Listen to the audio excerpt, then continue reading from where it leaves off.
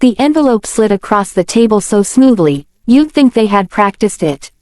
Maybe they had. My wife's father pushed it toward me with 2 fingers and a smile so thin it barely counted. "Open it," he said. "It's better for everyone if we handle this like adults." My wife, Serena, didn't look surprised. That's the part one remember most. Not the envelope, not the steak growing cold between us, not her mother sitting there with that look rich people wear when they think kindness is something they can outsource. It was Serena's face, calm, prepared, almost relieved. I looked down at the envelope, then back at her. "What is this?" She lifted her wine glass without meeting my eyes. "A practical solution." I opened it. Inside was a private agreement, already typed up by some expensive lawyer. Clean language, sharp edges. In short, they were offering me money to disappear quietly from Serena's life, before her public promotion made our marriage inconvenient. There it was. My worth, printed on thick cream paper. A man they thought lived too simply, dressed too plainly, dreamed too small. A husband they had spent 3 years politely insulting at dinners, birthdays, and holidays. A man Serena had started correcting in public, with that soft little laugh she used when she wanted people to know I was harmless. I read the last page once, then folded it carefully and set it beside my plate. Because none of them, not Serena, not her parents, not the attorney who drafted it, had the slightest idea whose signature actually controlled the company naming its next CEO. And 2 minutes later, her father made the mistake that ended all 4 of our lives as we knew them.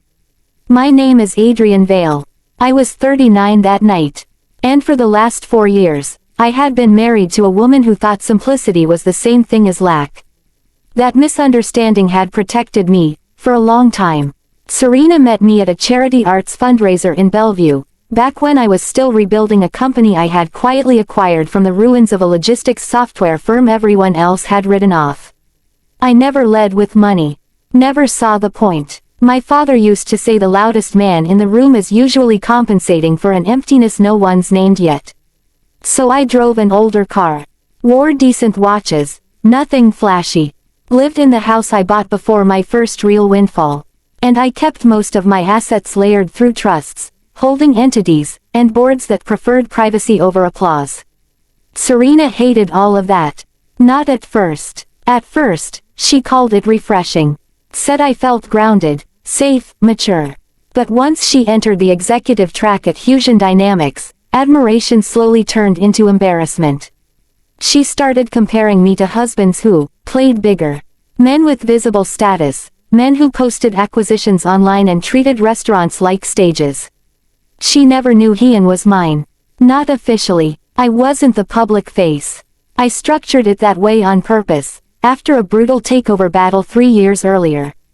The company had a board, a chairman, a CEO search committee, layers of distance. My name existed in places that mattered, not places that trended. And 6 weeks before that dinner, Serena had been told she was the leading internal candidate for CEO. That's when her tone changed, completely. She stopped speaking to me like a partner, and started speaking to me like a liability. Looking back, the signs had been there for months. Serena began editing me, not my character, my presentation.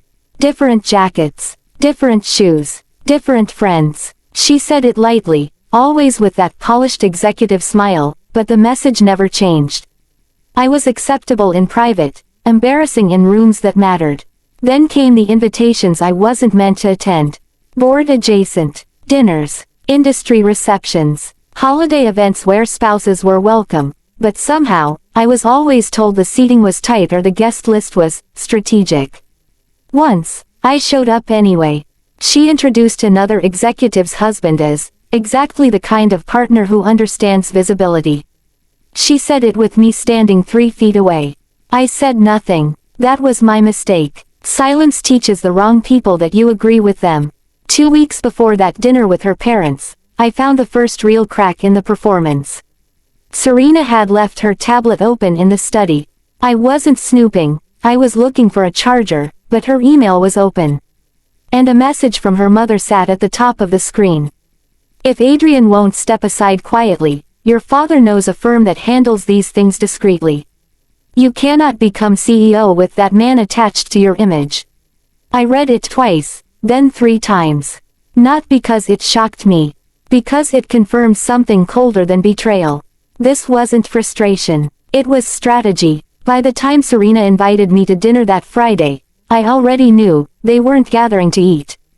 Her father made the mistake exactly 1 minute and 40 seconds after I put the envelope back on the table. He leaned back, adjusted his cufflinks, and said, "You should be grateful we're doing this privately. Once Serena takes over as CEO, men like you become inconvenient. Men like you, not unsuccessful, not poor, invisible, disposable." Serena still said nothing. Her mother cut into her fillet like she was watching a problem being professionally removed. And in that moment, something inside me went completely still.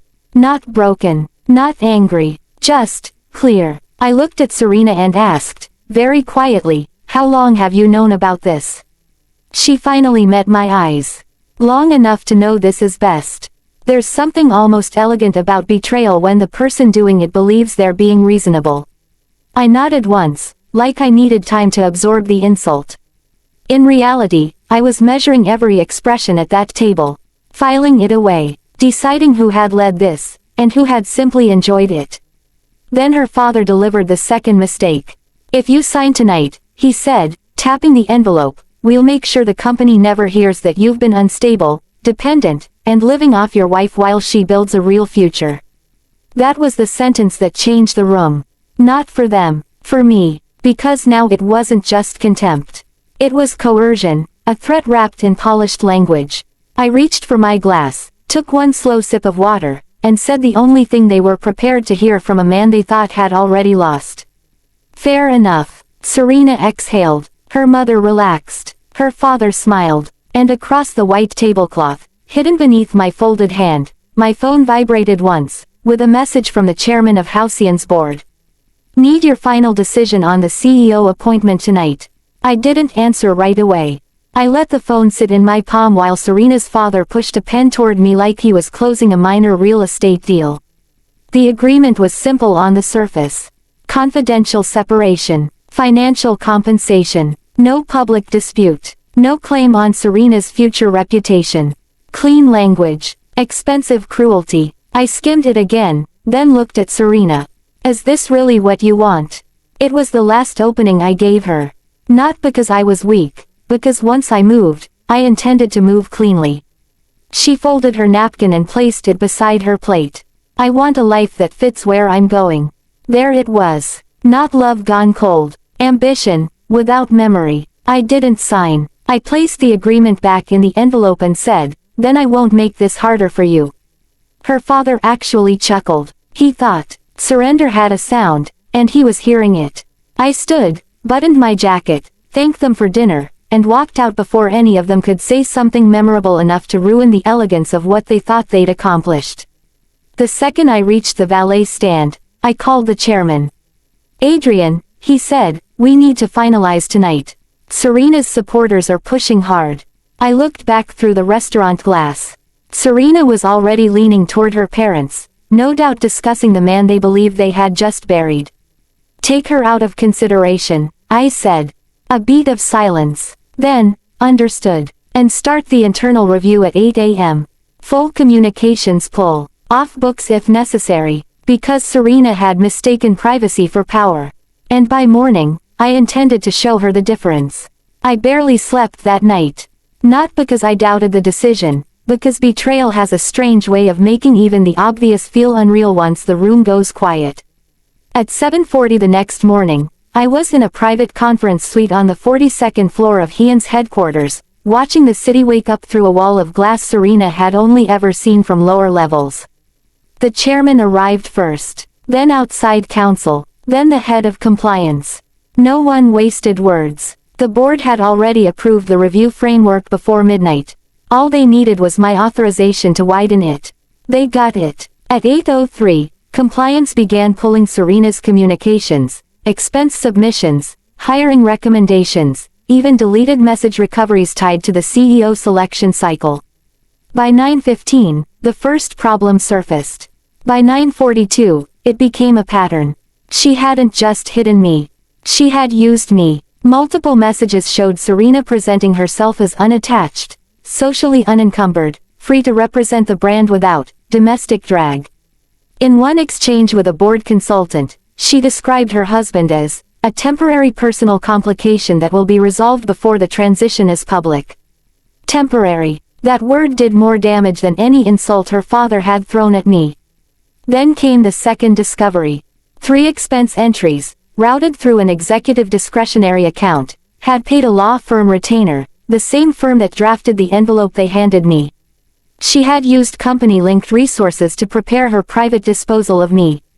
By 10:11 a.m., the board no longer saw Serena as a CEO candidate.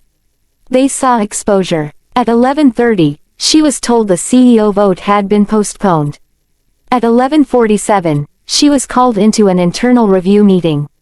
At 12:06, she realized it wasn't about strategy.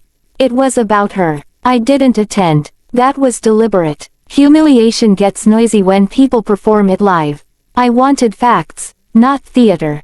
So I stayed in the conference suite while updates came in, quiet, measured, undeniable. Serena denied everything at first. Then minimized. Then reframed. That, apparently, was how she handled pressure.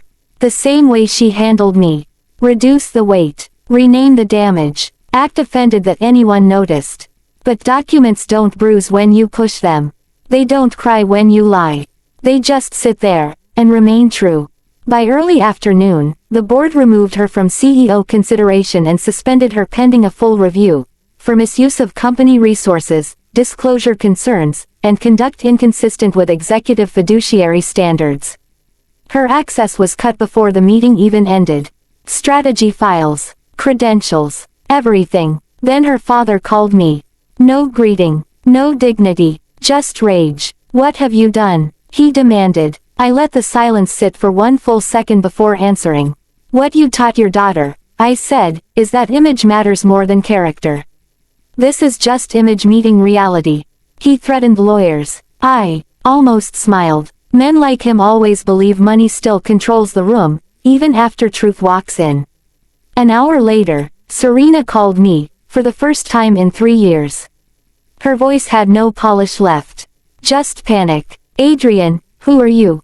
I looked out at the skyline from the 42nd floor and gave her the truth she had spent years training herself not to see. I'm the man you kept underestimating. She broke then. Not quietly, not gracefully, just raw, shocked grief, from someone who had mistaken access for ownership, and suddenly discovered every door had belonged to someone else all along.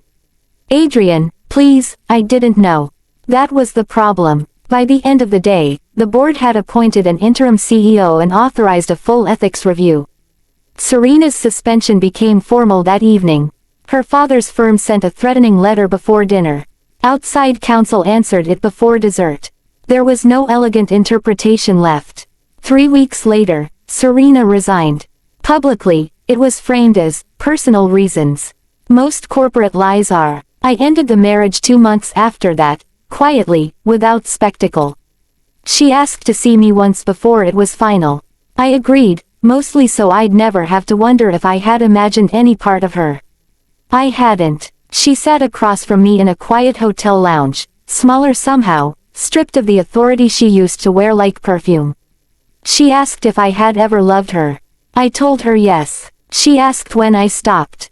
I held her gaze and said, the night your family put a price on my absence, and you let them. Last week, he announced its new CEO. It wasn't Serena, and for the first time in years, my silence was no longer mistaken for weakness.